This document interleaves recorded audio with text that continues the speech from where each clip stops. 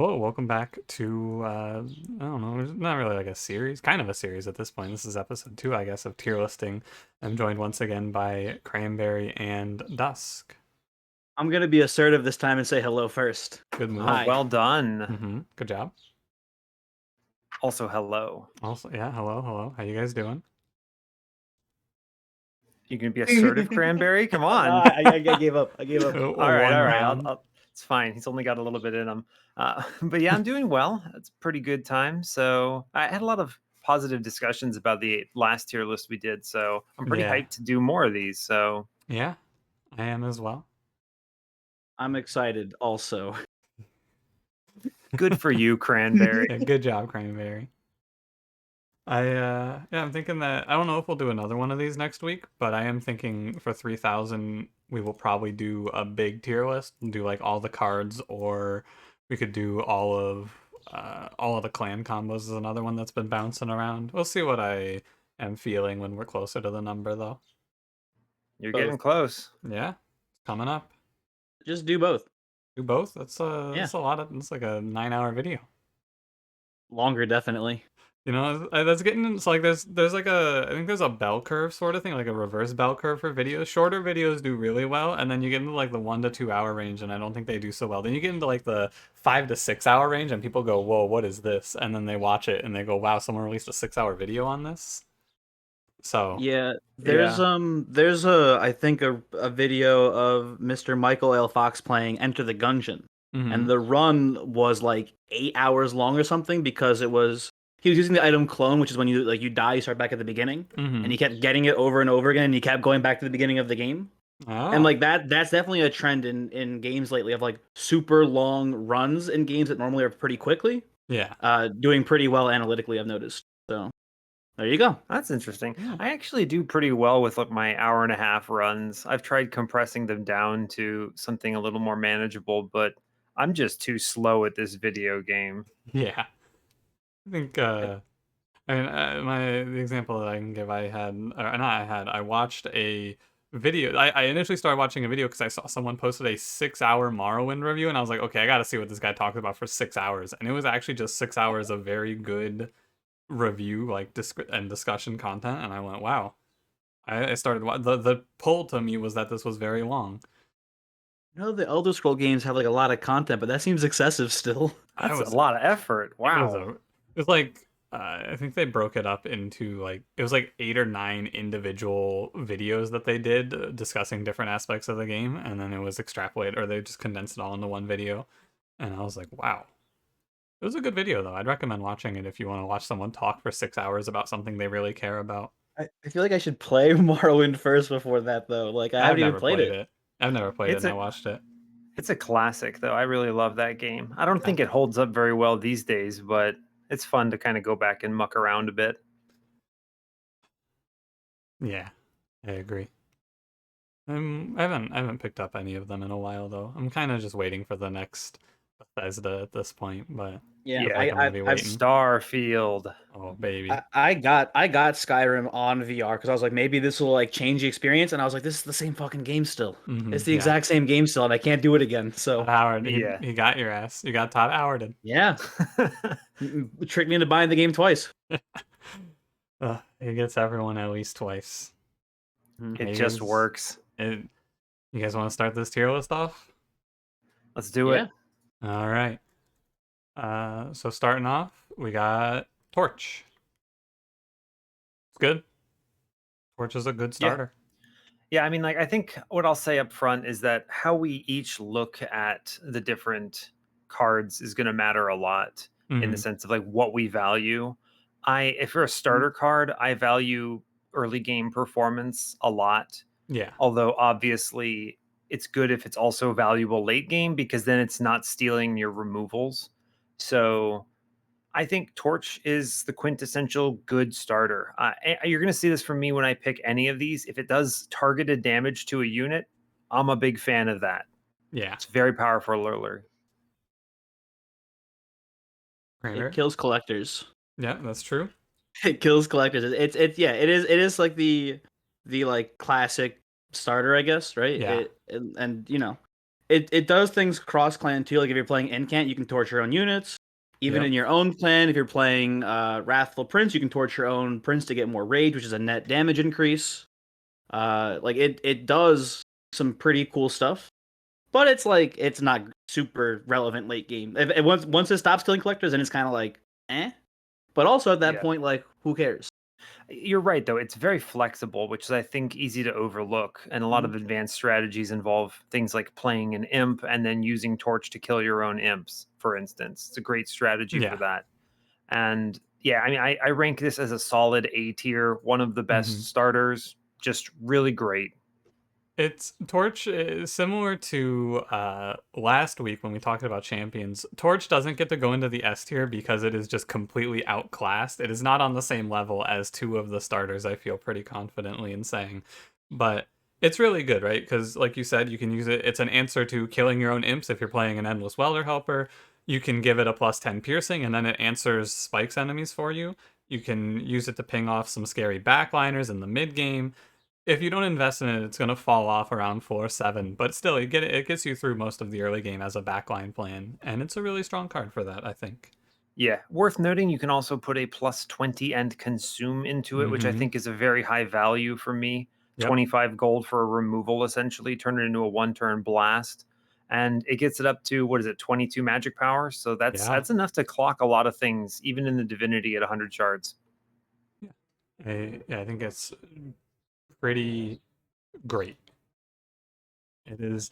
It is the redeeming factor to counteract a certain starter champion that goes with it. True. I never feel bad having it. So Yeah. yeah, from that perspective, hell yeah. Yeah. Cranberry, final thoughts? No. Okay. I'm putting this in A tier as well. Sad, it doesn't quite make it to S tier, but it's close. I don't think I said I also put it in AT. Yeah. All right. Up next, then, we got Restore. I like Restore. I think that Restore is probably I'm going to put it in A tier, and it's like the most contextual A tier put because this spell is really strong when you're playing default Awoken, just like because it opens up Awoken Hollow, who I think is probably one of the strongest units in the clan, is top 3 for sure, and it does a lot. I never find myself wanting to remove Restore, I feel like. Yeah, it's weird for exactly the reasons you said. I mean, the clan is so based on healing with rejuvenate triggers in the first place that having a trigger for your own abilities is really important. It's hard to say bad things about restore because you can at least take hollows with it. It basically makes Steel Singer unlosable. There's just Hmm. so many, and it's a really good heal card, right? And it's a thing you want to be doing in the clan. So that said, I have to rank it a little lower because I can't use it to kill a crossbowman or something like that early in the game. It's not doing damage. And Yeah, that's fair. Sentient also struggles early in the sense of, well, you're not killing anything really. So I have it as a B tier as a result of that. Okay. I put it in A tier just for the sheer enableability of of the other awoken units. Like Dust says, it's probably maybe the single weakest starter as far as the early game is concerned. You Yeah. usually don't need the healing. It's sometimes the healing is relevant, but you usually don't need it for that first circle or two.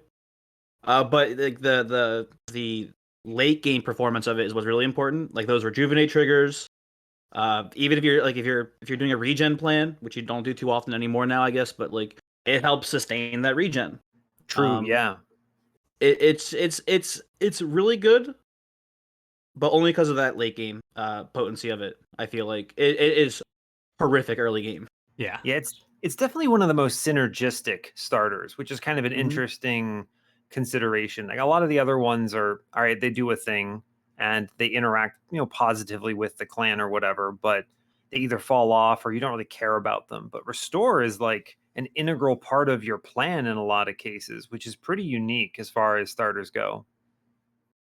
Yeah. Yeah. I I agree. I think that, worth mentioning, like you said, for Torch, it's also able to take a +20 and consume, which is good. Oh Uh, yeah. I don't know. I like the card a lot. You are right. It is probably the worst starter card in Combat 1. It does nothing. And the reason that I do agree as well. You can put it in B tier for the same reason, right? If you're playing Awoken as your secondary, there's a lot of runs where this card does stone cold nothing. It is completely worthless. Right, yeah. There's a lot of situations where you're playing like, I don't know, especially if you're playing like Hellhorn main and you end up on a Hellhorn strategy, healing and armor clash typically, and I think Restore ends up falling off pretty hard in those situations. But I think it's good enough Yeah. in the other situations to put it in A tier.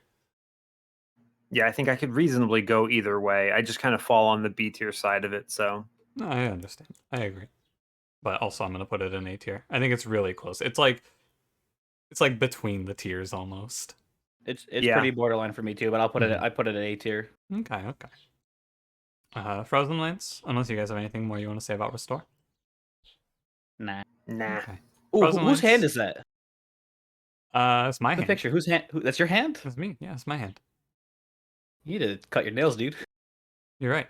That's actually a great question. Who has blue hands with 5 fingers in this game? Ooh, Rector? lore. Edge Prior. I think it's Rector. Well, It probably Edge might Prior, be. you're right. I mean, but it's not very waxen though, so Edge like Prior Rector, you're right. it might be a channeler, but they don't even have arms, do they? No, Who they the hell close. is this? That's a strong question. Maybe let me pull up the wiki on the other monitor. Let's Wow, I've read looked the at this lore. card for so many Sorry. games, and I've never thought about this. I'm sorry, I've thrown a monkey wrench to the tier list. The lore says one of the many strengths of the channelers of the wild, what is their ability to heal their fellow awoken. So it's a channeler. Confirmed Edge Gotta Prior. be, yeah. I think it is Edgeprior. Yeah, There you I think go. Cranberry's got it. Edgeprior has like little arms in the sleeves on the character, so I think he has sleeves, arms, but he doesn't have arms sticking out. But maybe an elder Edgeprior gets arms and then can cast Restore. Daddy, I finally have hands. You gotta grow up to have hands to cast Restore. Oh, yo, when you infuse someone with Edge Prior, they get these blue hands. Oh, Which is why the That's kinda infusion is they do creepy. healing. You just got hands growing out of you now. and the hands cast Restore. Huh. Good analysis, Cranberry.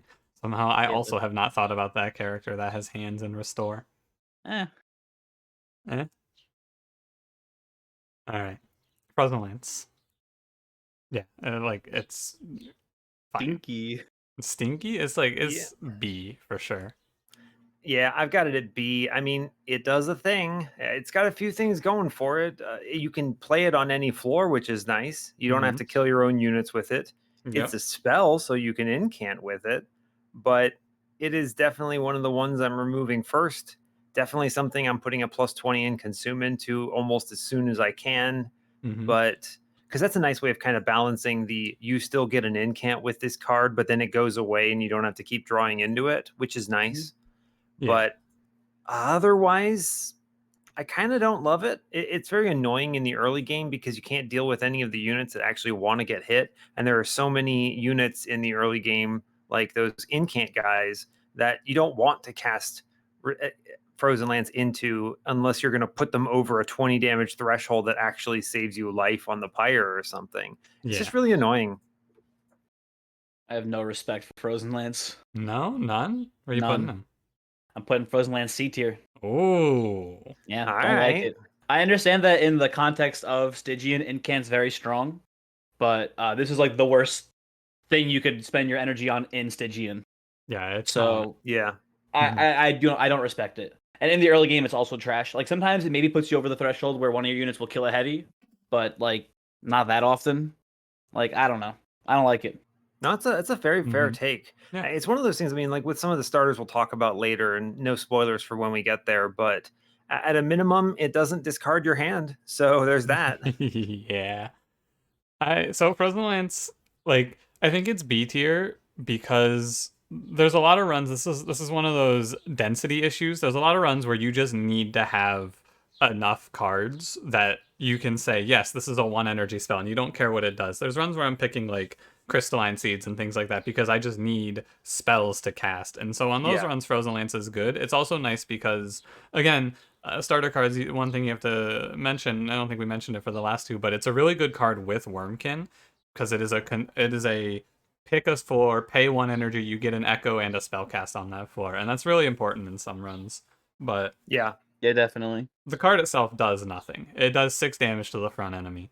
That is, it's enough to kill Wilt Wings sometimes, and that's the best that you can get out of me for Frozen Lance.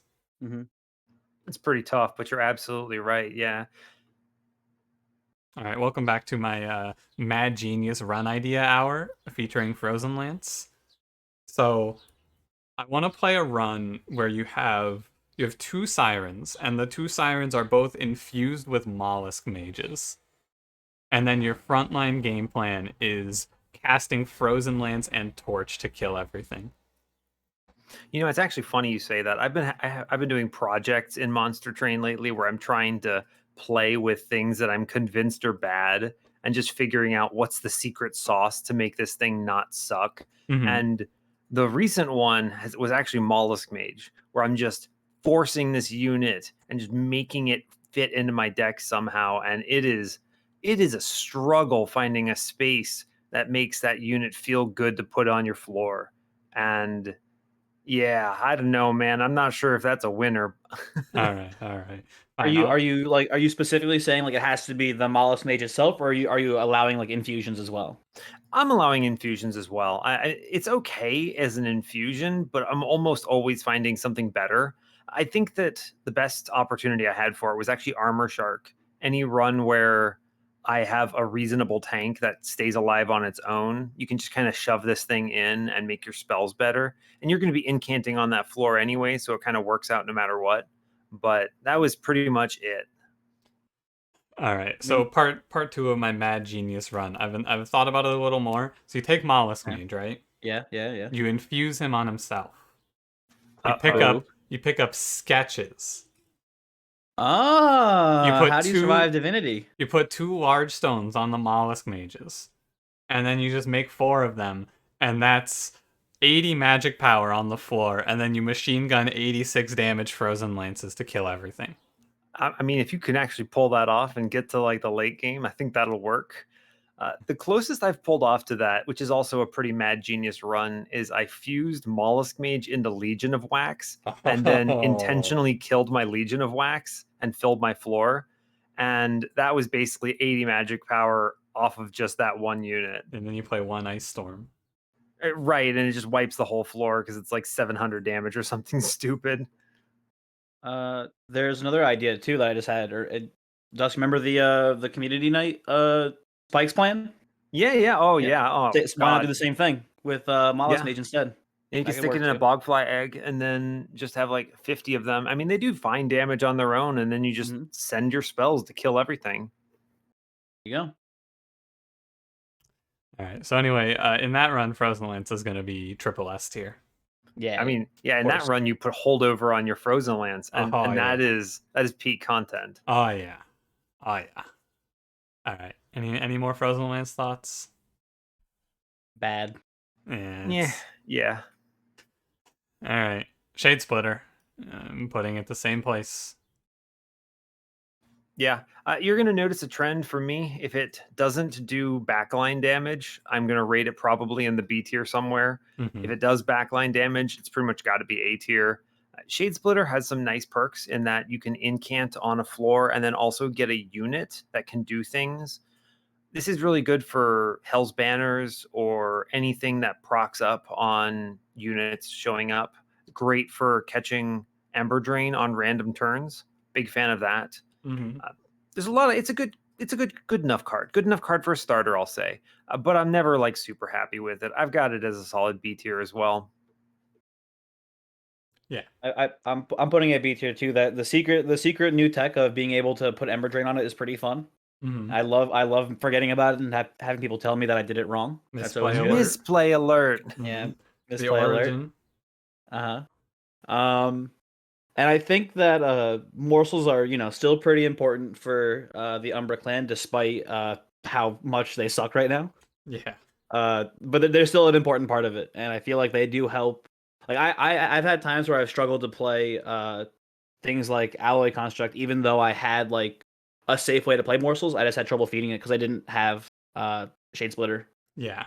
So It's fair, yeah. it's important in the clan. The card itself is pretty underwhelming, but it's an important mechanic that helps fuel the clan. Mhm. I mean, So I put it at B tier. You can do cool stuff too. You can chump block. It's got practical uses, but again, pretty stinky in the early game. Does not kill backliners. Does not get collectors for you for free. It's just eh. Yeah, I got to give a small shout out. It is the only card that can generate a rubble morsel, which I think is pretty critical to some plans, yeah, for especially with sure. like the spell chain shroud spike nonsense that can just win you a run outright. So that's nice. I think it would actually be a much better card if it had some consistency, like if it always generated a rubble morsel instead of like randomly giving you weird ones. Yeah. But like it's fine. It's fine as is. I know that like that randomness is something they really like want in all of the morsel generation cards. So fine, and it is consistent. You're absolutely right, which is nice. So yeah, usually in an Umbra run, it sticks it out to the end for me. It's one of the lower priority removals because you probably want morsels somehow. So Mhm. Yeah. Same as Frozen Lance, right? It's a card that you can play on any floor with no downside, and there are runs where that's good. It's just like, hey, I need the incan on this floor, boom, Shade Splitter, or hey, I need an echo here, boom, Shade Splitter, and it's no downside. Sometimes I will say, sometimes generating the morsels is a detriment. yeah, If you're playing top floor and it's a single floor setup, and you are either floating morsels or you're feeding harvest sometimes, and that is a yep. negative. But Yeah, you I know, had a recent run with Fade where I made the mistake of taking Shade Lamp early on, uh, and it was the worst decision I could have ever made. And yeah. it just set me behind on everything. Oh wow. It's tough. Sometimes morsels are not good, but for the most part, like especially, I think that maybe you're underrating it a little bit in the early game. If you give a unit +6 health, it helps a ton. For like giving a Strain Steward just 6 health is Yeah. enough to push you over the top for boss fights sometimes. It's If you also get that +6 health. Yeah. I was gonna say it's also Yeah, worth noting that the thresholds of the current morsel stats really work out in your favor in the early game. yeah, Like 6 health blocks a 2 attack frontliner from an incant dude and the 5/1 backliner, and you Mhm. can tank sometimes like 10 HP on this morsel that yeah, you would normally not be able to. So it's a really good chump blocker. I just wish again like it was a little more consistent in what you got out yeah. because getting a 1 HP unit versus getting a 6 HP unit versus getting Ember for your next turn is like it changes everything. Okay, here's an idea, right? Check this out.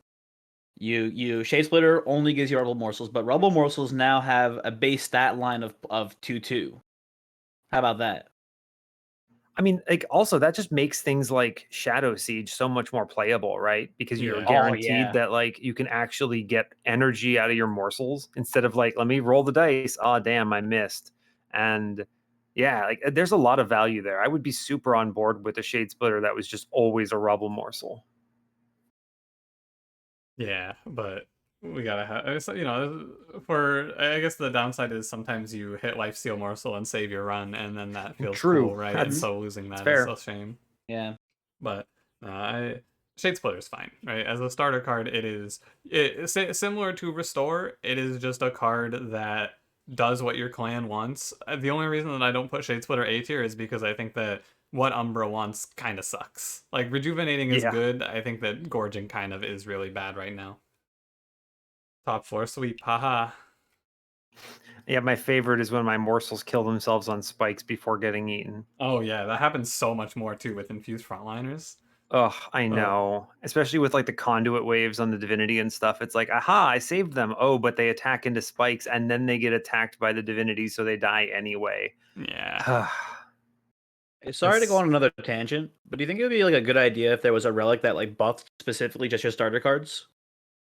it Like could the be. what I'm thinking of right now is like a Umbra relic that's like, hey, you get to pick what Shade Splitter makes That'd instead be of it cool being as random, hell.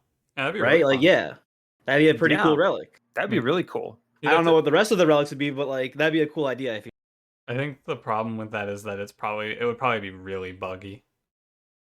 You think so? Maybe. Yeah. I mean, I'll probably initially, but like that's something they would hash out before releasing it mostly. Yeah, but But like I it's could still see cool. like it'd be pretty cool. You could Yeah. do a lot of fun stuff. It'd be very powerful in the Oh, same way that like advanced prototype is powerful, right? You see that on Mhm. your first relic, and you're just like, oh hell yeah, I've got these beefcake spells now. My dregs are like just absolute lords. It'd be great. Yeah, it turns dregs into drafts. Like Yo, that. It'd be pretty cool. could probably make Frozen Lance just like targeted. It just becomes Torch. Yeah, that'd be sick.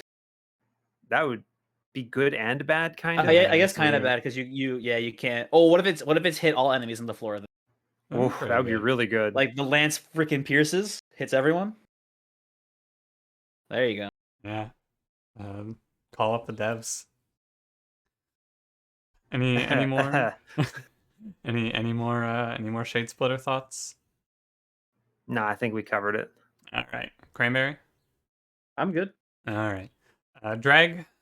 I think that over the course of playing Monster Train, Drag is the starter card that has gotten the worst. Like it has the opposite of improved the most. This card got so much worse Yeah. over the last two content updates. If I recall correctly, Voix, when we first did our first Hmm. tier lists of the or reviews of the cards, I think you said like Dreg was like the strongest starter card. Yeah, when in the very first before the Mhm, exiles were out, I thought Drag was the strongest for sure because he was just free and he got rid of himself.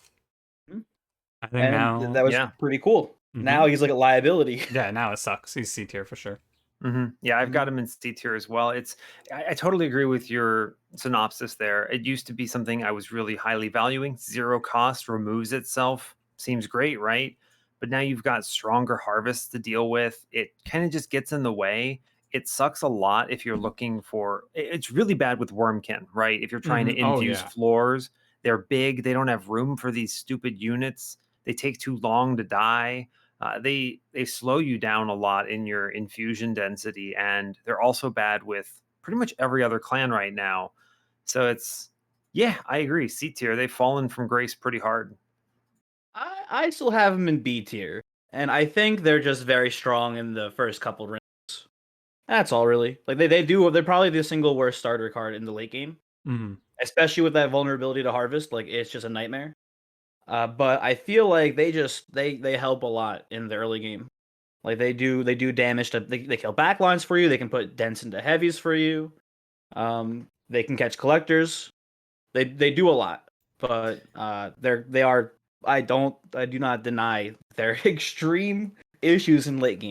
So Yeah, they've got some value for sure. I mean, I don't want to sell them too short. These are starter cards. They do something, right? They're not Yeah. garbanzo, but at the same time, it's like I don't know. Any of the other ones feel a little bit better. Or again, like you can put a plus 20 and consume and make it stronger. You're not going to put like a plus 10 into your dreg. That's like a nightmare scenario. Yeah. And it's just tough. I mean, and they have like I guess we should mention they have an infusion in the DLC, but you're never going to use it because it's just objectively worse than any other infusion in the clan. So it's like you want to know what they're really good for infusion wise? getting them out of your deck. Not you miscounted your shard count and you need to infuse something just so you can get Oh enough shards yeah. to fight divinity. Oh, that's You've tough. you've removed all your train stewards and you're like, oh no, what do I do? And then you go, oh wait, I have dregs. All right, Fair. Dreg has saved your run. Yeah, true. I'll give you that one. I think that like Dreg is unchanged from the last time we did this. The reason that Dreg got worse, like you said, Wormkin was added to the game. Dregs are really bad with Wormkin because they take up space and Wormkin needs a lot of space.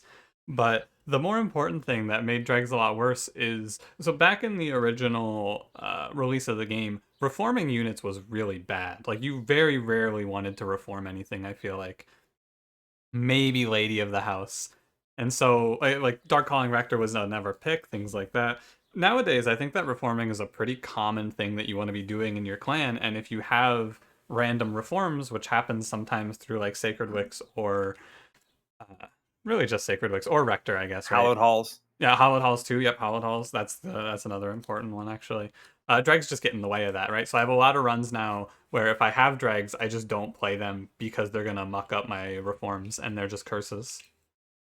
It's a fair point. They Absolutely, also yeah. still mess up sketches runs too. Yep, sketches as well. Yeah, as poor dregs. I think that if you want to bring this unit back up to probably at least B tier and maybe even A tier, I think you give them 1 burnout instead of 2. That's a cool idea. Interesting. I think the That's cool burnout 2 is a big because, negative right now. huh?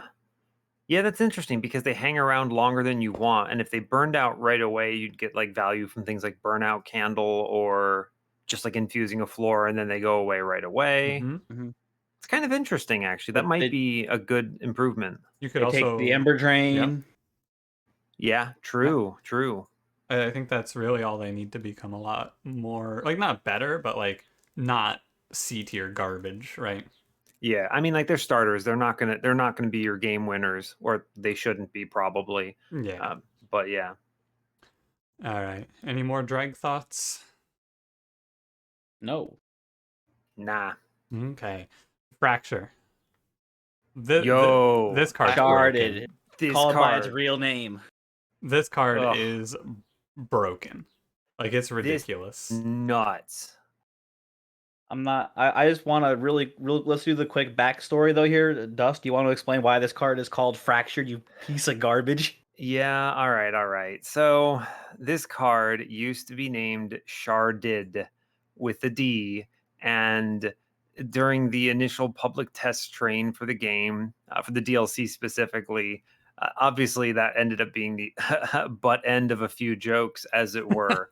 So, needless to say, I felt like it needed to be changed. I am a private tester for the game, and I spoke to them and was like, hey, yo, we need to adjust this. Like, it's not going to go over well. And I suggested the name Fracture to them, and they were like, yeah, that's it. Let's do it. And they made the change. So, sorry, all y'all. Boo. This is my fault. Boo. Yeah, wow. That joke would have been really funny when you told it for the 1000th time, huh, Cranberry? Haha, Yeah, it would have been sharded. great. It would have been That's great. hilarious. Absolute comedy. Whew. I dodged a bullet there, in my Yeah, opinion, but saved. This card's ridiculous. yeah, this card is so imagine like torch, but now imagine that you play 3 torches and you can kill a heavy. Yeah. And like, okay, this card is unbelievably good. You can pump this into flying bosses and they'll stick with this reap forever and just kill Talos with fractures. It's it's out of control. And especially because you have to think about this in the context of Wormkin. This is a starter card, which means it's infused because of your default relic. And this is nuts when because it's infusing the floor that you're playing the Reap into, which means it immediately does value. And all the synergies that come with that. This card is S tier for sure. It Oh is yeah. the strongest targeted starter. Probably could be Reap 1 and it would still be excellent. Agree. When you talk about collector killers, this is king without a doubt, Uh-huh. because it by itself can pretty easily kill collectors all the way to ring 7, baby. As long as the floor has shards on it already, boom, one fracture, they're dead. It's fantastic. Yeah. And the other thing I'll say is that for me, an S tier starter has to be a card that I want to keep the whole game and that I actually feel bad about removing. Mhm. And I'm looking at my deck like, all right, what do I remove here? And I have a hard time deciding. And fractures are still in the deck. I'm like, Mhm. geez, but that's such a good strong card. I'm infusing a lot with it. I play a bunch of echoes on the floor, and this thing does like 30 damage to whatever I want. It's that good. Yeah.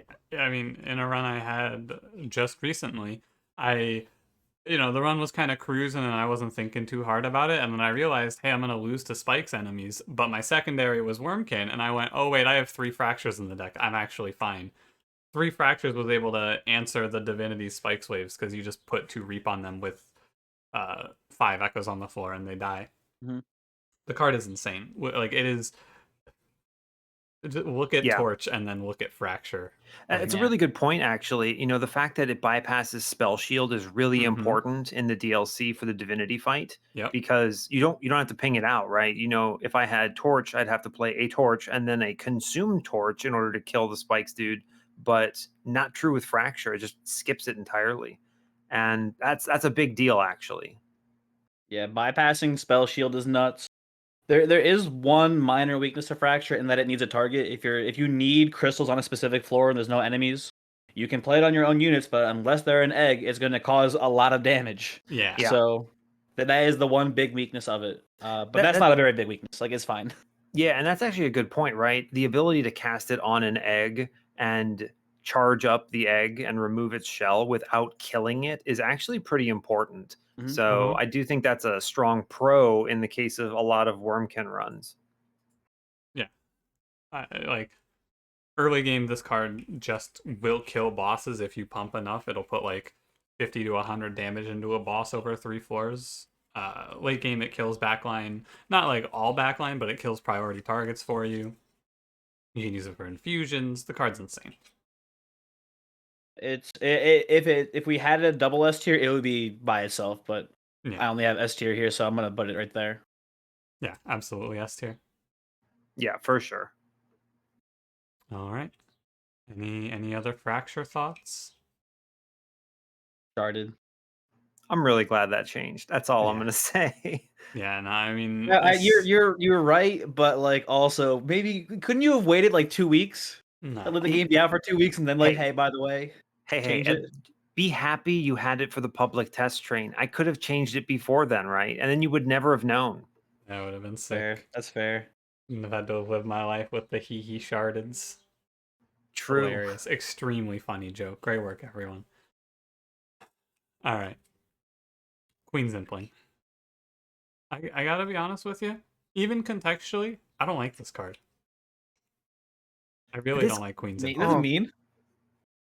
It's tough. There's like one thing that I think about when it comes to Queen's Impling as like oh yeah, it's actually pretty okay. And that's like Impelate and Consumer of Crowns. That's it.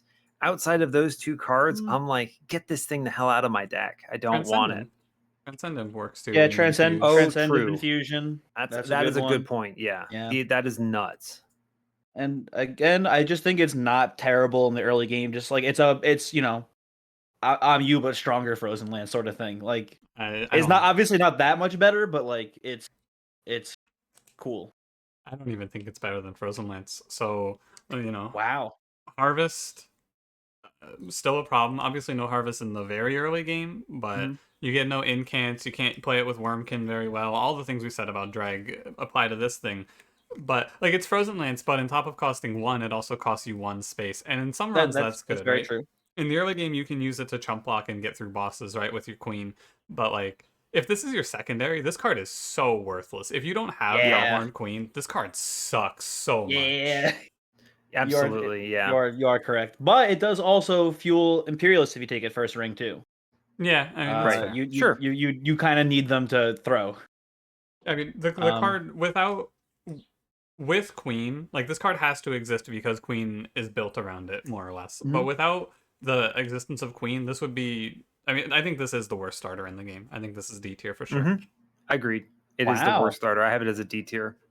Oh my god, I put it at B tier. What the fuck, guys? That's crazy. I mean, I just Sorry. I think that this would be B tier if it didn't cost 1 energy. The 1 space is Yeah, a big enough I- cost on this thing. I think it's just too important with maybe I value Imperialist too high then as far as the Queen pass, but I think it's like you need a imp for Imperialist to work.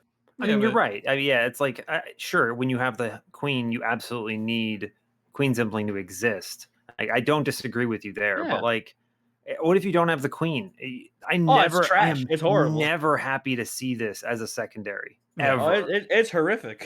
And also, if you don't have specifically Imperialist, I don't think it's that good either. Rally and Imp Parade, I mean, Imp Parade makes its own imps. Yeah, I guess that's it does true. make this imp, so you There you go. There you go. Exactly. and you're very And then- excited to and then- not make this imp anymore. And Rally still needs it as well. I don't know. I think Rally, like the thing is, this imp is made completely obsolete. It's not like so with the other spells. There's a density thing that we talk about when you're playing Incant or Shard Generation. There's no density thing with these imps. If you get one Endless Imp, these imps are completely obsolete. Yeah. True. Yeah, absolutely. I think I would like it a lot more if it didn't cost me 1 of my energy. Also, That's a good point. I think if it were free, I would value it a lot higher. I actually might put it above Dreg in that case. oh yeah, for sure. If it were free, it'd be better than Drag in my mind. But Yeah, like, and there's some worlds where this Queen's Impling is really good, but I think all those worlds are high rolls. Like if you get you get the Transcendent and you infuse the Queen's Impling on it and you give it Endless, it is nuts. Like it solo wins you the game. But It is kind of interesting that this thing has such a competitive infusion for a starter card. yeah, that Compare is it to true. like Dreg or Train Steward, which unless you're really desperate to remove them from your deck and just want to pay shards for it in like a daily or something, you're probably never infusing them. Yeah, But Queen's Impling, this is like it has a really competitive one. It's like a entombed explosive almost on summon, which is yeah. good. And if you get Ashes, it does 80 damage to the front enemy on summon. Yeah, that's crazy. It is. Pretty But weird. I think that the high rolls, like the crazy high rolls, I don't think they balance out the average outcome, which is this card is Yep. worthless. I've had so many runs recently where I'm trying to like show off how to use certain like incant units, and they just give me Queen's Implings, and I'm like, "Are you serious? How the hell am I supposed to do this?" Yeah. And they make me work so hard for those wins because you just have all these dead draws. Yeah. I think that maybe one of the weakest combos right now is Wormkin main Exile Hellhorn secondary. Oh yeah. That combo is painful. Yeah, that's pretty tough. Having a 3-space chef and then trying to fit in Queen's Implings to give you echoes, it's rough. Just give the Implings multi-strike, dude. Yeah. And you probably could if you have Hell yeah! I the mean, back yeah. chef, yeah. Any more Queen's Impling thoughts? Cranberry, you want to go to bat for Queen's Impling a little more? Honestly, I feel like a dummy now, and I want to put it lower on my list. But I still think it's not as bad as you guys make it out to be early game. I mean, I think it's still pretty important. I think the value it has with Shard Tail Queen is important too. Obviously, if you don't have Queen, uh, fuck this card, right? And yeah, then also it's a unit, so it has issues against the Harvest Waves too. But I I think don't know. that's a fair take, though. I mean, like you're just valuing the synergy with the primary champion a little higher than we are, which is Yeah. totally reasonable. I think so. yeah. You can. I think that if you, it depends on what you want to focus on with the card, right? Because if you look at it as a card for Queen and how it does in the early game, there, it's pretty good. But you know, I've had too many runs where I have Exile Hellhorn secondary and I just roll my eyes. Yeah, I Oh, hate those. it's not good. All right. Root Seeds, I don't think there's a whole lot of debate on this one. This card is absolute S tier. Yeah, it's Yeah, bounties. I mean, I had a recent run where I put a -1 in spell chain in it, and then I duped it, and I was like, "This is a starter card, by the way, Mhm. Yeah. like out of control." This thing is sometimes it is your only scaling plan, and it is enough to get there. Yeah. Absolutely. The amount of times I've held over Root Seeds is probably embarrassing. Like, and like again, it's a starter card, right? And it shouldn't Mhm. be that good, but it like is relevant at all points in the game. I feel It like doesn't kill backline, but it's still very important no matter you what. can. Worth noting, you can play it on backline. Yeah. Oh, yeah. Okay. Yeah, you can play it on enemy backline. My bad. You can fun fact, you can put this on a healer and then they heal more. True. Fun fact: you can put this on a tank, and they'll kill themselves on your spikes fade. Yeah, Uh, very fun. This card is like I feel like you could spend maybe 15 minutes talking about all of the ways that Root Seeds is really ridiculous, but you know, you it, can put it on Animus of Will. you can put it I on mean, any sweep unit. It not only within the combat itself, but in your overarching decisions, you make different decisions at the first boss because you have Root Seeds. It's usually wrong to yep. take draw because you draw so much with Root Seeds. Mm-hmm. Yeah, it's true. I mean, it's the fact that it's actually better than some of the cards you can draft from combats is unbelievable to me. hmm Like, there are times where I'm like, nah, Root Seeds is better than Steel Enhancer because it draws back around and it still does enough attack. It's really ridiculous how good this card is. Yeah. Like I said, we could go on forever, but I feel like we don't. Like you said all that you need to say, right? It's an S tier. Yeah, It's really strong. Like Fracture and Root Seeds, Torch would be an S tier at this point if Fracture and Root Seeds didn't exist. These cards are just like they're in a league of their own. agreed. Yeah. Root Seeds makes backline healers heal more. Yes. Yeah, it's really funny. You should try it. I have a request for the developers of this game. I would like to root seeds collectors and have them give you more money. Why not? If them being stronger means they get more money, then I want collector to give you more money when you give them power. I mean, you can still do intent on death on collectors and just turn them into money making machines.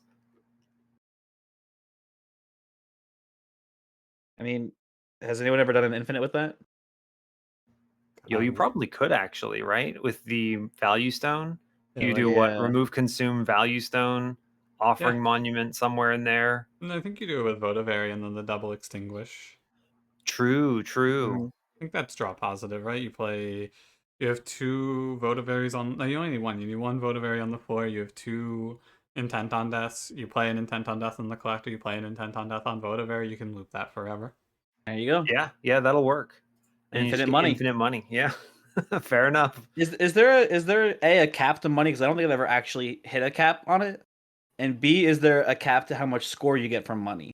So there is a cap to the score. It's 2,500, and for money itself, I think it's 99,999, and then you stop gaining money. But I have not tried that since the DLC, so it might be different. All right, Cranberry, time to do a money-making infinite and then kill the divinity with your pyre and golden vault. Here's my money making guide for Monster Train. Okay. All right, you ready for the next one? Yeah. Yeah, foregone power. I gotta tell you, I don't like foregone power. I'm putting it C tier. I don't like this card. You're a coward. I I don't went like it. I went back and forth on whether it should be in the same tier as Frozen Lance, and I ended up settling on putting it in B tier, but I could very easily be convinced to C tier because on the one hand, once you remove a couple of these and you Yeah. get the density down to like 2 in your deck, they're just a free incant, Mhm. and that's nice. The They frostbite's good also too. Yeah, right. And like you can trigger offering cards with them. And they're very strong early game onto the bosses because you just load it up with like 20 frostbite from foregone power and that thing's dead. Yeah. So like there's a lot of positives, but I really hate the random discard because it's anti-synergistic with incant. You're removing your other cards that would be incanting your floor, and it's really bad. Yeah, Dusk said all the things I want to say, which is kind of BS, but whatever. Yo, my bad. Yeah, it is especially the point of having 5 in your deck is bad. If you were evaluating this based on like, you know, like if you never remove them, what their rating is, then I would put it somewhere probably between C and D tier. It's pretty horrible, especially when they discard each other and you're trying to incant. Yeah. It's a real issue. But when you get down to 2, that 2 is like I think the sweet spot. 2 is where this becomes like a really strong spell. And overall, I would put it at B tier, I think. Yeah. One tiny side note, which I know doesn't really count too much for how we should rank it, but I just did the Blighted Existence challenge recently, and this is a required card for that challenge, by the way. It is super yeah. important. Oh yeah, that makes sense. The- Discard your curses. Yes, you need this card. So that's again, doesn't count for the rating, but when you're doing that challenge, it is mandatory to take this. Yeah. And then also, like Dust said as well, like the frost. I've had times where I've just killed the first ring boss because I've stacked 30 frostbite on it somehow. Like it's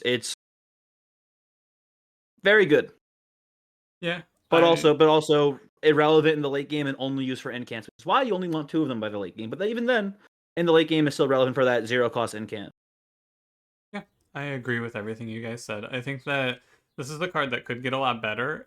The biggest detriment to this card is that dead weights are in the game, and you start with 2 of them, because and that there's not more offerings, right? Most of your offering cards are like you maybe have 3 or 4. I think that foregone power could become very good if either A, it targeted discard, or B, there were more offering cards, so that when you started with this, you could take a bunch of offerings and then have a higher chance of not just discarding your own foregone power and going, haha, that's how the game works. But It is kind of weird that there's only the 3 offering cards. You've Yeah. got, like, what are they? You've got Crypt Builder, Titan's Tooth, and then what's Guardian Amulet. Yeah, the amulet. Yeah. That's very strange to me that there's Yeah. not like a rare one. Like, I don't know, gifts for a guard or something. I'm not really sure where it would go, but like you expect there would be another. There is a rare discard card, but it's just not an offering card. It just Yeah, discards your whole yeah. hand and draws more cards. It's kind of interesting. I feel like discard is probably a bigger part of the clan than you'd think about, just because there's so few kind of synergies with it, Payoffs, yeah. right?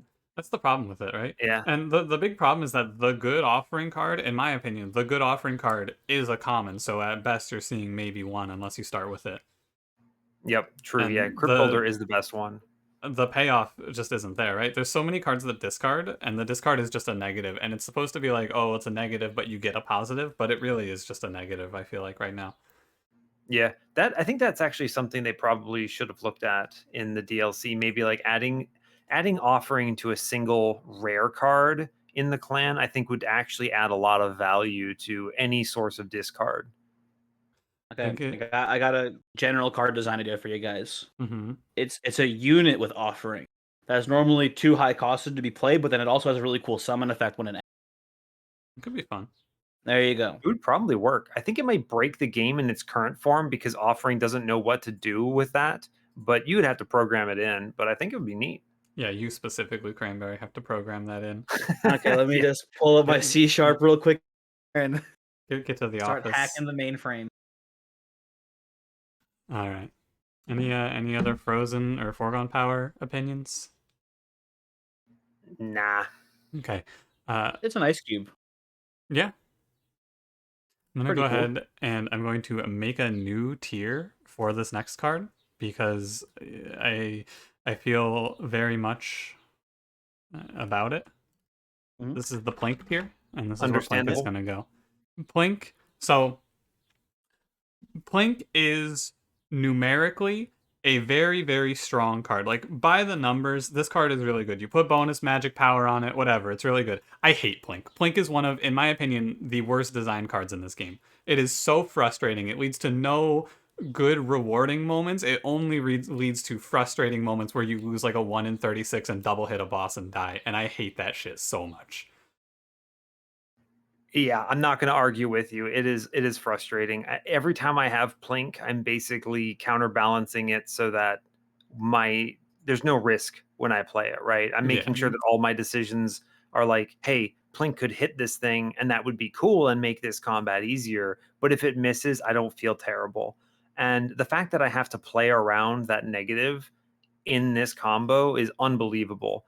And it's really weird because we talked earlier with Shade Splitter about how morsels are so integral to Umbra, right? Like there's just gorge abilities. You want to be using morsels for things. Plink, while it's a good card and I rank it pretty highly in terms of functionality, is a terrible morsel card. Yeah. And if you are stuck with Umbra banners and you're like, well, I guess I have to take Alloyed Construct, you can just die because you do not see enough morsels and Plink falls off a cliff.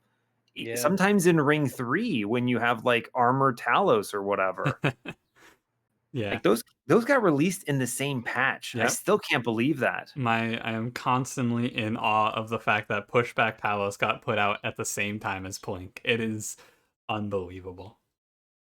But, Plink has good sides. It's a same as Frozen Lance, right? It is a context free, you can play it anywhere spell. So it's good for that. You give it a plus 30 and it is a formidable card. It's just so frustrating. In the early game, it leads to such bad situations, and I really hate it. I just think that it's such a bad card for the game. I think it's only good in the early game. I feel like it's not like if you are in a situation where you're planning on upgrading Plink so that way it can actually kill things in the later game, you are fucked. You are in a real bad position. Something has gone terribly wrong to make you do that. So if you're using an upgraded Plink for morsel generation, you're doomed. Or backline clearing, you're doomed because you don't want to be in that situation. In the early game, though, there's so many 1 HP enemies, and it kills them, and then it also makes you morsels, which is really sick. But that's, in my opinion, all it's really actually usable for.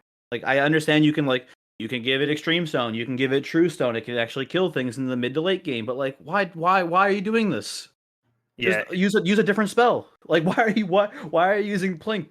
Because you need the morsels? What have you done? Why do you need morsels? You didn't take making of a morsel? You didn't take pack morsels? Like, what happened? Yeah, it's interesting. I totally agree with you. And it's funny because if you were just thinking about what I must score Plink as, based on how I described it a little bit ago, you'd think I probably hate it, right? But I actually rate it really highly because you're forced to start with it in your deck.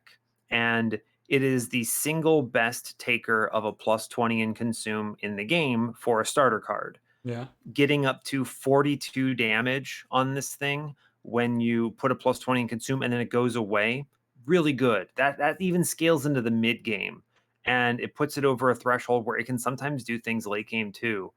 And I actually rank it A tier because from a win streak perspective, I never hate seeing it. It's good for early game pings. I can upgrade it and dumpster 20 magic power into it because, I don't want to put like an extreme stone in it usually. There are runs where that happens, but with a +20 in consume, it's the best target for it. So I'm going to do that. And then it just feels good to play. And I've had a lot of runs where Plink, all it has to do is maybe hit a spell shield in the divinity and go away. And then it can win me the run. And I have it as an A tier because in practice, I think I've hedged against its RNG enough that I don't worry about it. But boy, does it feel bad when you're playing and you're just like, hey man, hit a crossbowman and it double hits Daedalus for like 2. And you're just like, thanks a lot, Plank. Great Yeah. job. Oh, Thanks a lot. Plink is Yeah. maybe what this card's name should be. yeah. Right. It's like, it is a strong card. Like, from, if you want to get right down to it, it is probably an A tier card. The big thing about Plink is that there's 2 combats out of the first like two floors. Ring 1, well, there's like 5 combats total. There's 1 combat. The clergyman combats just get completely trivialized by Plink, Mhm. and it's like, it's crazy. But I don't know, man. Having inconsistency in your morsel generation, because the good thing about Shade Splitter is that it brings consistency. You're always gonna get a Yep. morsel. The fact that your morsel generation is tied to Plink hitting and killing an enemy is just like, it's very frustrating because, like I said, there's no high end. The baseline outcome is what you expect, and then there's only a low end where you don't get what you would expect out of a Right. starter card, and it's just, when that happens, you're mad. Well, I'm mad. Yeah. Yeah, and I think it is for sure the most contentious of any of the starters. Oh And yeah. I agree with what you said that I think it's the worst designed starter in that it is one frustrating, it is 2 inconsistent, and it is 3 bad for the clan. It's not what Umbra wants. And it's just so out there in its design that I would personally, if it were my decision, I would completely redo the card. It does Mhm. not. It should not be the way it is. It does not make any sense in Umbra, and it's not. It doesn't. This doesn't make sense in the game. It's really frustrating from that perspective. I think we said it during the champion review, but we mentioned how Umbra's kind of just the worst clan in general, and I think Plink suffers more from being in Umbra than it does from like Umbra. It does the fact that like it is in the Umbra clan is the issue. Like if this was like like if this switched effects with Frozen Lance, I would like this card a lot in Stygian and would probably rank it at A tier just because of like how flexible it is in that clan. Yeah. Yeah, But actually. it's an Umbra card, and I feel like its mere existence like is catastrophic for Umbra. Like Yeah. the fact that Umbra is so like it's kind of weird because like all the other clans do different things. They have Hellhorn for example. They do rage and they do armor. They don't do only one of those things. Uh, Awoken, they do healing and they do stat scaling on like multi-strike units and sweep stuff, right? They do multiple things. Like, Umbra just eats shit. That's all they do. And this makes it harder to do what the clan does by it existing. So I hate it. Yeah. Yeah, I personally think if I were going to redesign this from scratch, I would make it an Ember Drain card, and I would have it do some interaction with Ember Drain. Because if you consider Superfood Primordium as like the champion you get with this, it would be really interesting if the starter actually did something interesting with Superfood. Yeah. And then maybe it's like a really crappy Perils of Production, or I don't know, I haven't really thought through this idea at this point, but I think that would be a much more logical kind of interaction here to kind of expand on an archetype that really only has 3 cards right now that is otherwise very strong, the Void Binding Perils nonsense stuff. So Yeah.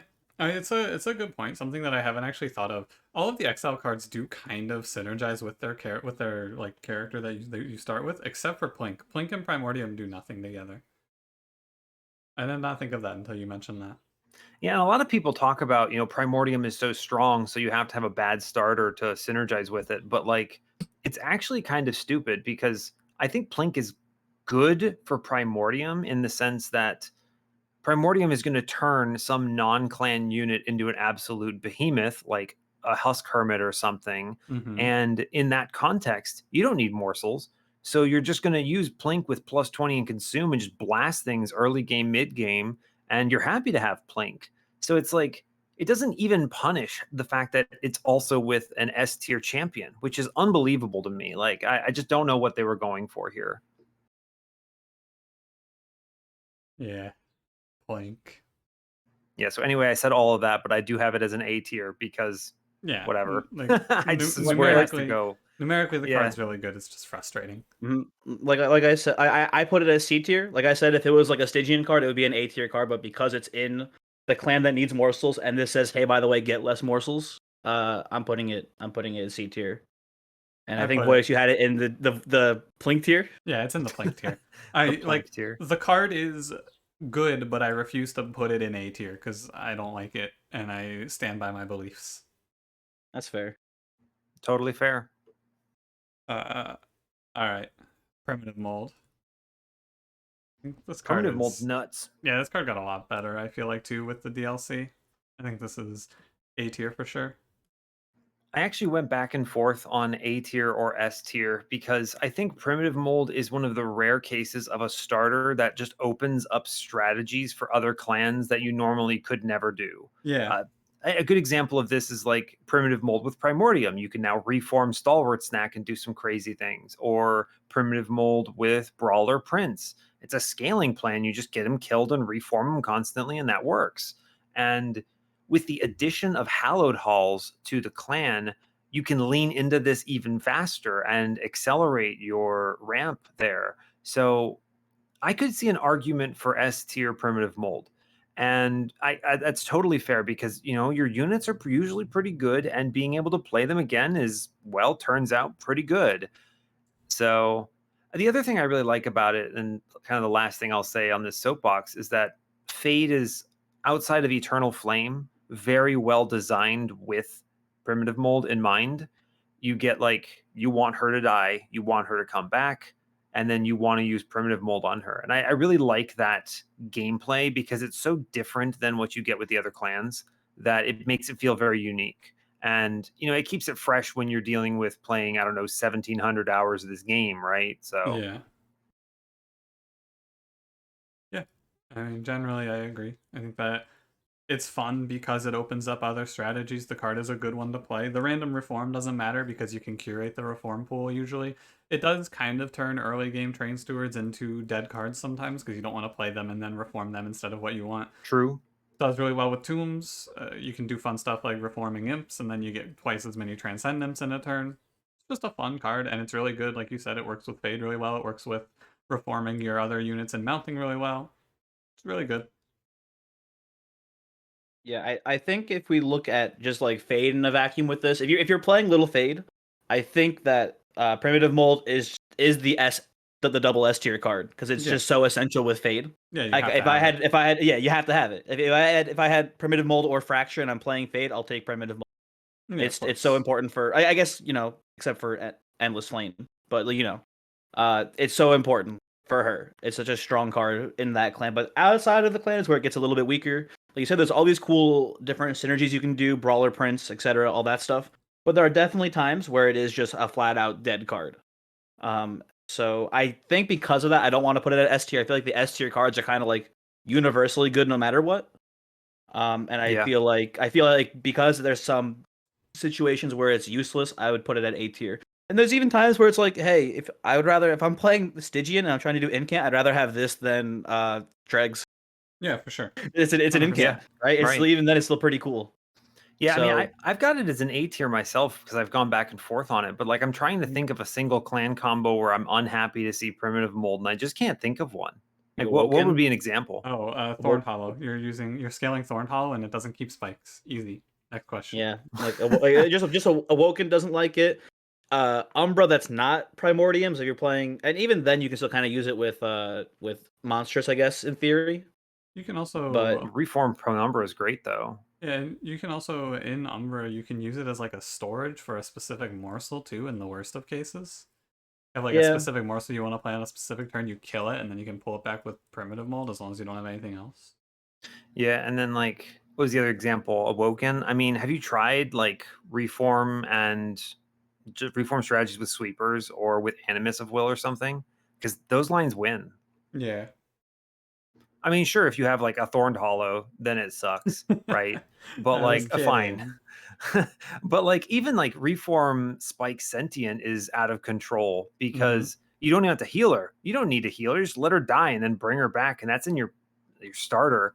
And it is an automatic infinite if you see an offering monument. Like it's just out of control. I go back and forth on whether I think it's S tier or A tier because I think it creates some weird gameplay loops that the average player is not going to pilot correctly. But once you're really good at the game, you can do some whack nonsense with primitive mold that just completely takes over your run and wins. Yeah, I agree. It's also a little I stinky in the early game too. Like I if actually you think it's outside of Fade, if you're playing Fade, then it's great. I It brings back train stewards if you're doing nothing with it, but that's not amazing. I think it's good enough in the early game though, actually, because like you have a train steward die round one, and then you or like round one or round two, then you bring it back, and then you have it die again, and then you bring it back for the boss. That's like a 3 round, 15 attack unit that's gonna tank 3 rounds for you. That unit's really strong for killing the boss. Yeah, exactly. And then you presumably have a champion that's doing something as well, so it's usually pretty good. Yeah, it's just like it's bad for killing like collectors and picking things, but I still think it's good for killing the boss. And I think that especially in combat one, all you really have to worry about is killing the boss. Usually if every enemy walks up to your pyre in combat one, you're still gonna be above 20 HP, except for the Mm. boss. Yeah, as long as you didn't slam like a trial with spikes or something, yeah. Yeah. Reform Tethys with conduit. Think about it. Nah, I mean, it kind of works. Kinda. I don't want to think about it. Just reform enough times and you can finally get handheld totem to actually clear enemies on the divinity.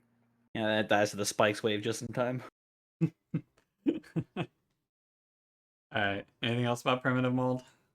Oh, also the only other starter card I think I've put a holdover on before. Maybe I might have put it on Torch once too, actually, to kill imps. Yeah. But You know. it's a candidate for holdover, which makes it automatically a pretty good starter card. Yeah, and the other thing is because you have 5 of them, if you're putting holdover on it to reform fade, you can also get permafrost, which means that 50% of your magic shops give you something that helps fade. Yep, exactly. Yep. Let me double stack this card and reform 2 units, please. Yo, that No, would be sick, actually. Yeah, it'd not be really allowed. fun. It would be strong though. That would be a pretty cool effect. Alright. Last real starter that we're ranking. I mean, Echo Break, I feel like we could just say C Torch and move on. This is just Torch, but better. But not like Mhm. Torch, but better in the way that Fracture is. It's just Torch.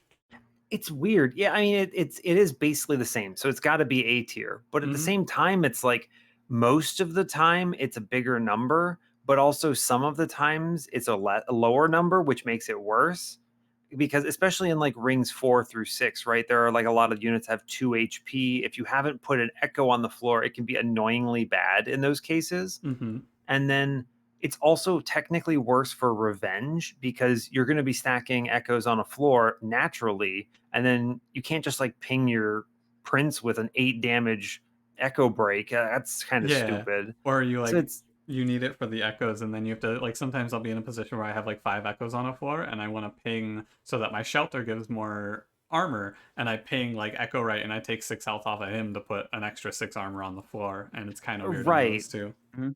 It's weird. I mean, it's good because it's targeted damage, which has a certain value, especially in your starter. But it's really bizarre, and I kind of wish they had gone with I don't know something else here so that it felt more unique. But whatever, it's fine. As a player who wants to win games, I think it's great. So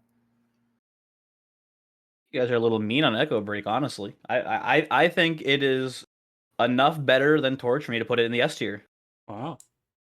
I think that the issue of having to self-ping with this and then kill your own units is not that big of a deal because you usually only do that during the first couple rounds of combat, and by then you probably don't have a super high shard count.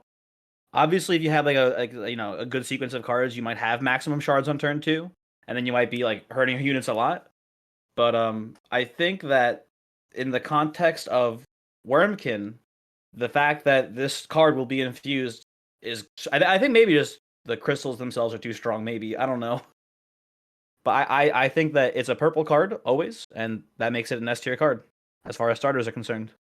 Yeah, I mean, the thing is, right, so I don't want it to sound like I don't like this card. It's just that we've been talking about starter cards for a little over an hour now, and the excitement that I had when we started at Torch has maybe waned a little bit. The card is really Fair. strong, right? It is everything that we said that's good about Torch is good about this card, and it is a candidate for S tier. The only reason it's not S tier is because I think that Fracture and Root Seeds are in a league of their own. Same as last week where Primordium and Fade locked out a few champions from S tier. I think it's the same situation here. The card's really strong, and I don't know. That's it. The card's really strong, but Yeah, it's not true. like it's not. In my opinion, it's not S tier because Root Seeds and Fracture are just so much better. But it is like it's top 3 starters, I think, for sure. You know Yeah. what would have been? You know what would have been a cool design? Deal 1 damage per echo on the floor. But So like, you could have cut out there a little bit for me. Deal 1 echo or deal 1 1 damage. damage per echo on the floor, but like it's 1 instance of damage, so instead of pinging 7, it pings 7 ones. Oh my god, that would have been weird. Obviously, very strong Interesting. too. Yeah. It'd be better for revenging yourself because you get 7 instances of the revenge instead of 1, and it would bypass spell shields as well, which would be kind of cool. Yeah, but you Huh. put Truce on it, and then it's just a ungodly just Yeah, monster of a it card. just has to do the same thing where it does the +10 at the end or at the start, either way.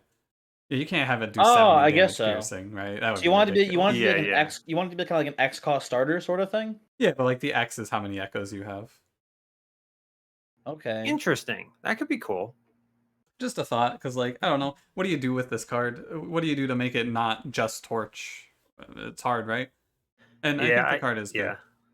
It's interesting because you're absolutely right. I mean, like the design space for this is kind of competes with a lot of other cards in the starting lineup. So it's like, what do you really do here? Maybe get a I'm not consume sure. of some sort. That way it synergizes with Echo Right could be cool. Yeah. Yeah. I mean, I've thought about that before, if this had consume, but then it's like bad in a lot of cases, right? Because you want to Yeah. cultivate your consume pool and you would Yeah, just that's these would just be true. curses. But I It feel would like a lot of yeah, times my runs, I'm like, oh, it would be cool to just spam a bunch of consumes out, but that's not really viable, so we're gonna cultivate the consume pile instead. Maybe this would enable that. true. I've had runs that have just gone for mass consume, and it's worked pretty well too. Like I just didn't care what I consumed. Uh, Yeah. I've had those work before too, and obviously in those decks, if this consumed by itself would be pretty good. But you know what you can do in those decks? Put +20 and consume on this card. That's fair. Right. Yeah. Yeah. Right? So it's not a problem. If you're just going for full on, just consume all my spells, there's an option there for you. And I think just the fact that it is a purple card, is just I think that it's just too strong. Like so, I still value it at S tier for the fact that it's infused. Um, I don't know. Yeah. I mean, worth noting, similar to Plink, this card does not synergize with Echo Right basically at all. Yeah, it's kind of It's weird in that yeah. respect. Like I feel like I said, I think that most of the cards do a good job of synergizing. The exception of like I don't think Torch has much synergy with Hellhorn, but who cares because Torch is good, right? Like Even then, it does, like I said before, with the self pings on Wrathful Prince. There's a little bit of synergy And there. then yeah, like like a little there's a little bit. bit with the imps and kill. You want to have like units in your clan you want to kill. So like having a Yeah. torch is really helpful. But So I, it's not. yeah, You're right. There's synergy there, so it's not too crazy of a card. This card like it doesn't do anything with Echo Right. It's just yeah, Torch, but not in the clan. yeah, exactly. I mean, like this does not benefit anything in Wormkin. It's not like you have one space units you want to kill. It's not like there are any revenge triggers that would benefit from this. It doesn't even work with Glugsider because Glugsider has to have an attacker in order to apply its reap. It's not Mm-hmm. like Titan Sentry or whatever. So like this does nothing Yeah. other than just be a ping. And I feel like I don't know. There's got to be something that would be more interesting here, but Yeah, whatever. yeah, it's fine, right? Yeah, I mean it's fine. It's a good starter from like a gameplay perspective, even if it doesn't really Absolutely. make sense. Yeah, I think that like realistically, if you wanted to like expand the tier list a little bit, I would probably move this card and Torch to like an A plus tier, and I would leave Restore and Primitive Mold just below them in an A tier because I think they're a little bit better, but I don't think they're quite S tier. But putting it like this is fine too.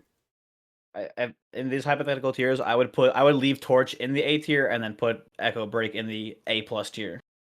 I agree that it's definitely worse than Root Seeds and Fracture, but I feel like it is a significant step above the A tier cards. So that's why I put it in S tier. But That's fair. I could compromise with a middle tier between the two. I think that Yeah. functionally this card and Torch are usually the same, and like I don't like the big thing I guess is that there's not a whole lot of situations where 2 damage and 5 damage are very different, right? Oh no, not many. Yeah, No. not in the DLC at least. I mean, I think in the base game probably, right? Because Yeah. 5 damage is clocking a Shade Wings or something, and if you can get this up to 10 somehow, then you can kill like a Purifier, and that's big value. But in the DLC with the Divinity and the Elites, it's never hitting like a 20 or a 15 or whatever. Yeah. But The way I see it, it has the basically same use case as Torch with the added bonus of giving you crystals. So that's why I put it above. Yeah, I mean, but like if you were in Wormkin and you had Torch, they would give you They're the crystals. same card then, yeah. But this card is always purple. Torch is the only purple when you're playing Wormkin. I guess, yeah. If you Yeah. really like the purple special effect. It's important. it's like green cards in Slay the Spire for me. How Like, often are you playing Wormkin and then not caring about your JO crystals? sorry, you're Oh, what? I mean, whatever you want to call them. Yeah, absolutely. I mean, you're in Wormkin, but like if I'm not playing Wormkin, then I don't need my cards to be purple. It doesn't make sense, right? Well, yeah, but how are you playing Wormkin with Echo Break, or how are you not playing Wormkin with Echo Break? This is like some chicken and the egg bullshit. Yeah, I don't exactly. really... Yeah, but like that's what I'm saying. Like this card is always relevant. The fact that it's purple is always relevant because when you're playing this card, you're always playing Wormkin. Am I crazy? All right, Am I losing my mind? Like no, you're fine. I understand what you're saying, but like I don't know, it's kind of like saying that Restore is really good because you're always playing Awoken and have units to heal, right?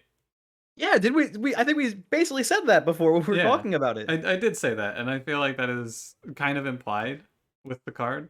But you're not wrong. Like you are right. It is good because it gives crystals and Awoken wants, or not Awoken, Wormkin wants crystals. Yeah, Sorry, fair enough. Jo Yeah. crystals. Sorry. Lose. Okay, he clipped that. Clip it. He got it. We got him. Oh, you're All the JO recorded crystals. saying that now. I can delete this entire hour and 17-minute recording. Yeah, good luck. What do you mean? Good luck. I can corrupt the file right now. Alright. I gotta be honest with you. I don't know why I put Train Steward on. No, I do know why I put Train Steward on here. When I was making this, I went through the wiki, and the wiki has a tag for starter cards, and I just went down the list, and Train Steward's listed as a starter card, so Train Steward's here too. This is just kind of like a, hey, don't forget about me, guys, I'm a starter. Yeah.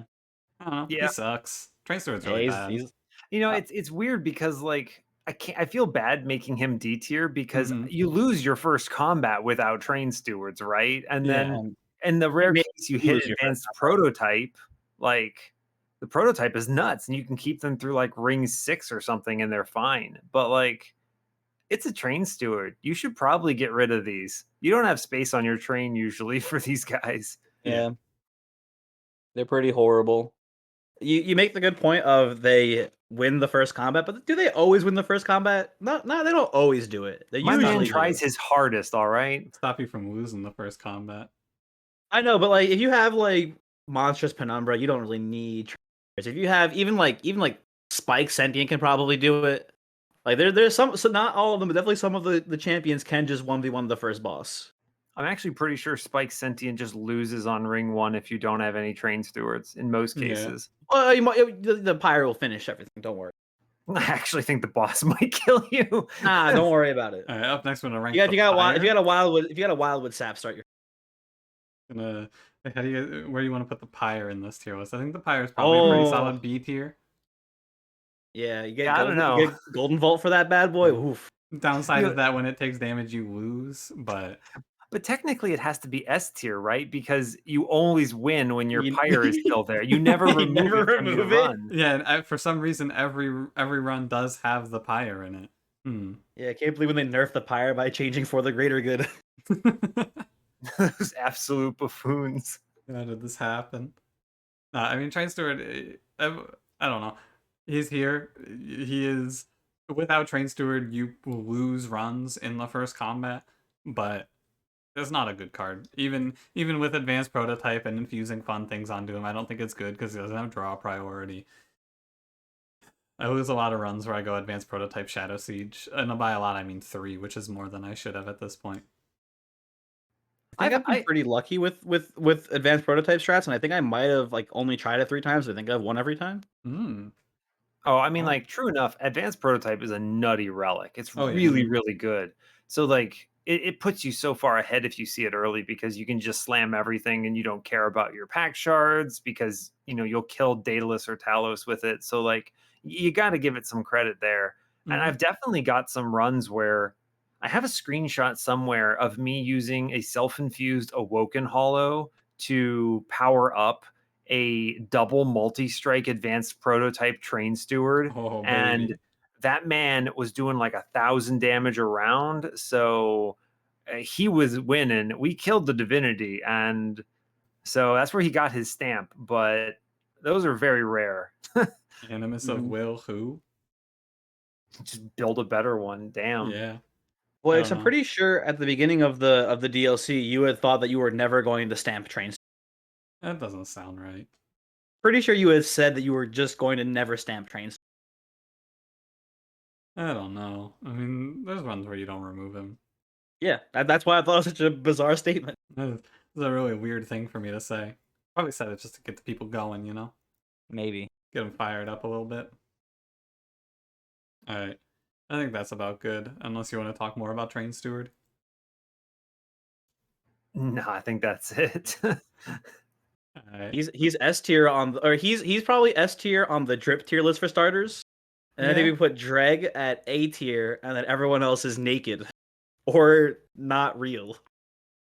I will say, Train Steward also pretty bad in Wormkin because he's not purple. Yeah. True. All right. Yeah. This time I will remember to put a link to this tier maker list so you can also make your own tier list. I forgot to put one of those in the description last time. I just put Cranberry and Dusk's links, but they're all relevant links will be in the description this time. I promise I won't forget any. Isn't the video just a picture of the list? Yeah, but like if people want to make their own, Oh, that's fair. I forgot to put the link to make their own. Yeah, and then they can argue with us for Yeah. hours on Discord. Oh yeah. Actually, technically, Plink is an S tier because it wins you many combats and does a lot of damage. Don't type that to me. Yeah, I was gonna say you're saying that, and I'm like, man, I've had that conversation with way too many people, huh? Yeah. I don't know, man. Like it's, yeah. Your opinions are welcome, and just make sure they're good. Yeah, we value you. We promise. Yeah, no, please do tell me what you think. I won't make fun of you. I trust. I I'll will. make fun of it. I'll make fun of Voyix. I will agree with you when you say Plink is S tier. Trust me. Someone's gonna like type this to me Saturday night, and I'm gonna go, "What are you talking about?" I can't wait. All right, I'm gonna wrap up the video. You guys have anything you want to say? Nah, I mean, Follow me at www.youtube.com/Voyix69. I'm making a fake Voyix channel now. Oh, cool. Not really. I'm not doing I that. was about to say, are you really doing that? That would be kind of dope, Yeah, that'd be actually. pretty fun. I I wouldn't be shocked if someone already has. I feel like someone might have beaten me to the punch. Call up my lawyers real quick. Time to take you down. All right.